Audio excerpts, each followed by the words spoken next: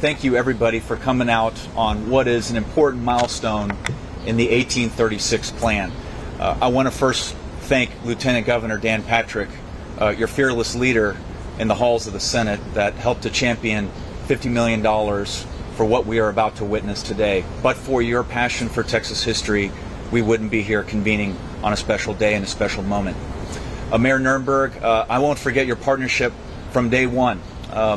I've been on the watch for about 7 years, but since you've been elected, you've put your heart and your political capital on the line to make sure that we press forward with this plan. And I won't forget what you have put forward on behalf of your constituents and the people of Texas. Commissioner, with the county stepping up with your capital commitment, I guess that earns you a speaking slot in an event like this. But in all seriousness, we're thankful that Judge Wolf and your fellow commissioners have come forward with real money, beyond just talk. And so I not only want to thank the three of you, but your staff who have done such an incredible job. Welcome. Your real estate expertise has really come through, because as the mayor said, this is the most complicated real estate deal you'll find in the state of Texas. And Hope, we've got a project for you on the Riverwalk that we're going to be presenting to you to bring more constituents to the grounds of the Alamo. And so we thank you and the Alamo Management Committee for all that you do, and Kate as well, a new officer at the helm. We thank you so much. One other individual that hasn't been mentioned but that needs to be mentioned is our friend Phil Collins.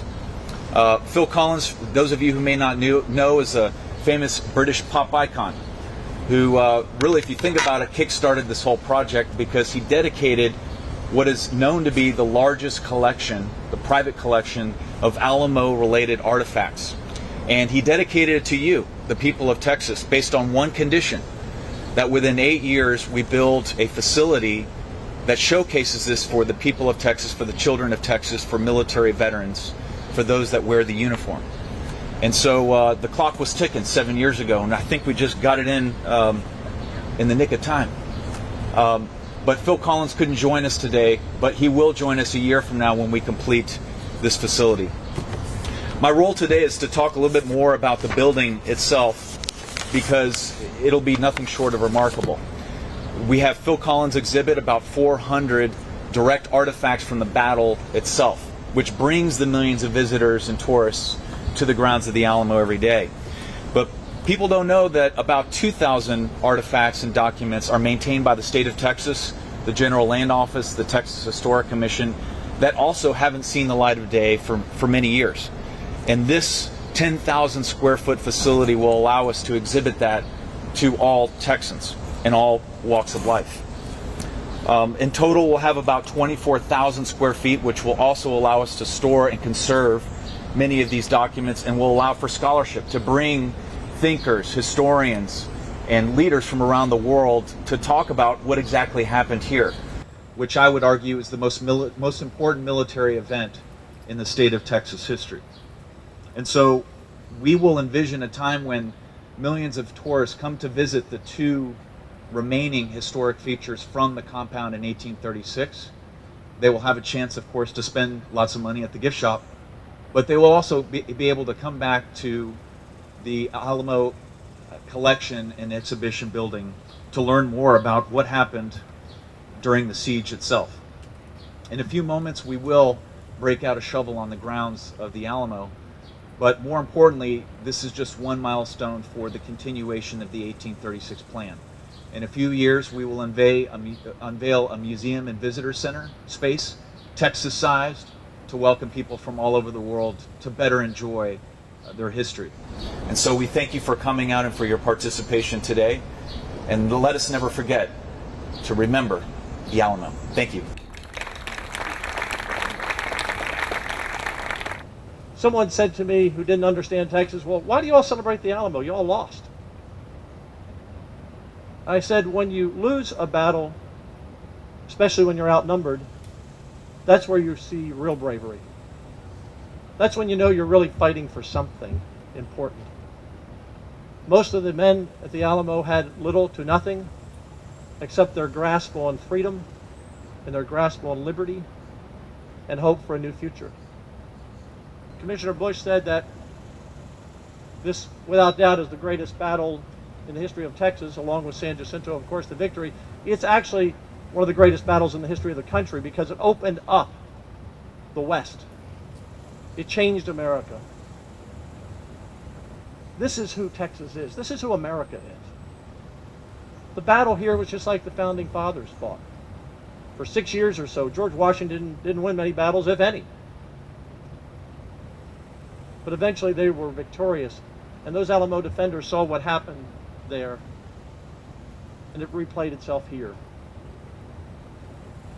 I think we've seen the best of Texas come together on this project, as everyone has said. Mayor, you've been outstanding. Commissioner, thank you for coming in. And by the way, we're not in for $50 million. We wrote that check. We already wrote a check for $139 million. So we're in nearly $200 million at the state level. And Commissioner Bush, and welcome, and Kate and Hope. I made a commitment. I think the final number is going to be another $300 million. That we're all in at the state level to do that. And when we convene in 2023, Lord willing, we'll make sure that other $200 million or so is in the budget. And then whatever we need to clean up, Donna, we'll finish the budget. Because I don't want this project to wait on having to raise $200 or $300 million. That's a big lift. Doesn't mean we don't want some people to help. But we're going to get the job done. And we have to do it right. Because what we do will stand here for the next 100, 200, 300 years. We were all on the ground floor. The best of Texas.